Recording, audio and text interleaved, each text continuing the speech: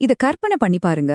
நீங்க ரொம்ப பத்திரமா வச்சிருக்கிற உங்க பணத்தை கண்ணுக்கு தெரியாத ஒரு கரையாங்கூட்டம் ஒவ்வொரு நாளும் கொஞ்சம் கொஞ்சமா அரிச்சு சாப்பிட்டுக்கிட்டே இருந்தா, அடடா, கேக்கும் போதே ஒரு மாதிரி இருக்குல்ல.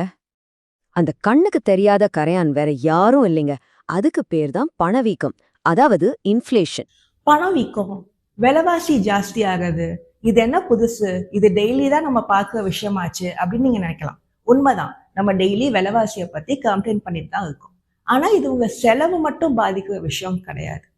செலவெல்லாம் மிஞ்சி நீங்க பேங்க்ல போட்டு சேமிக்கிற பணத்தையும் பாதிக்கிற விஷயம். உங்க வருமானம், இன்கம், கையில வர காசையும் பாதிக்கிற விஷயம். இதை தான் நம்ம இந்த வீடியோல சிம்பிளா பார்க்க போறோம்.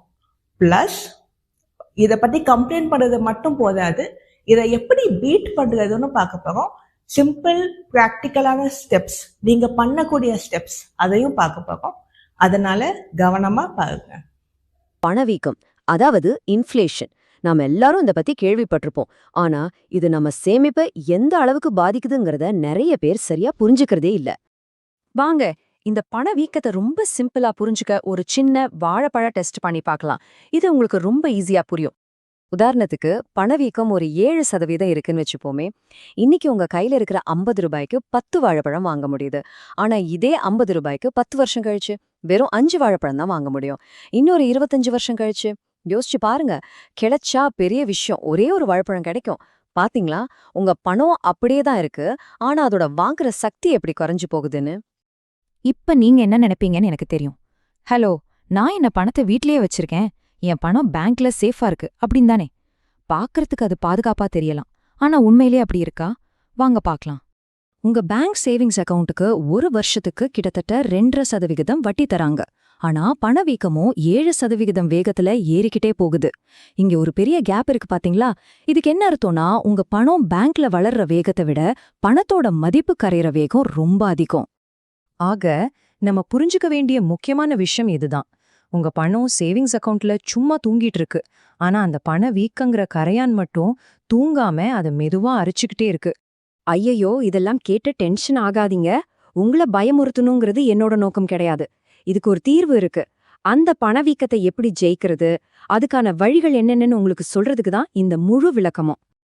பணவீக்கத்தை ஜெயிக்கணும்னா நீங்க சேமிச்சா மட்டும் பத்தாது, முதலீடு செய்யணும். சேமிப்புங்கிறது ஒரு சின்ன பூந்தொட்டியில செடி வளர்க்குற மாதிரி, அது கொஞ்சம்தான் வளரும். ஆனா முதலீடுங்கிறது அதே செடிய ஒரு நல்ல வளமான நிலத்துல நடுற மாதிரி. அப்போதான் அது பெரிய மரமா, நல்ல உயரமா, வலிமையா வளரும். உங்க பணமும் அப்படிதான். சரி, எல்லாம் ஓகே, ஆனா இதை எப்படி செய்யறது? பணவீக்கத்தை விட வேகமா நம்ம பணத்தை வளர வைக்க இதோ சில ரொம்ப சிம்பிளான நீங்களே செய்யக்கூடிய ஸ்டெப்ஸ். உங்க ஒரு வருஷ வருமானம் 12 லட்சம் ரூபாய்க்கு கீழே இருந்துச்சுன்னா நீங்க இந்த 3 விஷயத்தை ஃபாலோ பண்ணா போதும். முதல்ல, ஒரு 3 மாசத்துக்கான செலவு பணத்தை அவசர தேவைக்குன்னு பேங்க்ல வச்சிடுங்க. ரெண்டாவது, மாசா மாசம் ஒரு குறிப்பிட்ட தொகையை ஆர்டில போட ஆரம்பிங்க. மூணாவது, ரொம்ப முக்கியம், நகையா வாங்காம கோல்டு காயின்ஸா வாங்கி சேருங்க. ஒருவேளை உங்க வருஷ வருமானம் 12 லட்சம் ரூபாய்க்கு மேல இருந்தா, இதுக்கு முன்னாடி சொன்ன அந்த 3 ஸ்டெப்ஸோட சேர்த்து ஒரே ஒரு விஷயம் எக்ஸ்ட்ராவா பண்ணணும். ஒரு நல்ல ஈக்விட்டி ஃப்ளெக்ஸி கேப் ஃபண்ட்ல முதலீடு செய்ய ஆரம்பிக்கணும். இதுக்கு நீங்க உங்க பேங்க் மேனேஜர் கிட்ட கூட உதவி கேட்கலாம். சரி, இந்த திட்டமெல்லாம் சொல்றதுக்கு நல்லா இருக்கு, ஆனா இதெல்லாம் நிஜமாவே வேலை செய்யுமா? இது எப்படி உங்கள பணப்பந்தயத்துல ஜெயிக்க வைக்குதுன்னு இப்ப பார்க்கலாம். இங்க பாருங்க, வங்கி சேமிப்பு உங்களுக்கு வெறும் 2.5% தான் ரிட்டர்ன் தருது. ஆனா ஆர்டி கிட்டத்தட்ட 6% தருது. தங்கம் ஒரு 13% வரைக்கும் கொடுத்திருக்கு. ஈக்விட்டி ஃபண்ட்ஸ் சுமார் 15% வரைக்கும் கொடுத்திருக்கு. இப்ப சொல்லுங்க, பணவீக்கம் 7%னா இந்த முதலீடுகள் எல்லாம் அதை விட எவ்வளவு வேகமா உங்க பணத்தை வளர வைக்குது பாத்தீங்களா? சோ முடிவு உங்க கையில தான் இருக்கு. உங்க பணம் வெறும் 2% வேகத்துல நத்த மாதிரி நடந்து போகணுமா, இல்ல 12-15% வேகத்துல ஒரு பந்தயத்துல ஓடி ஜெயிக்கணுமா?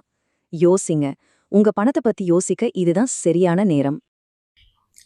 ஈக்விட்டி ஃப்ளெக்ஸி கேப் மியூச்சுவல் ஃபண்ட்னா என்ன அப்படின்னு நம்ம நெக்ஸ்ட் வீடியோல பார்க்க போறோம்.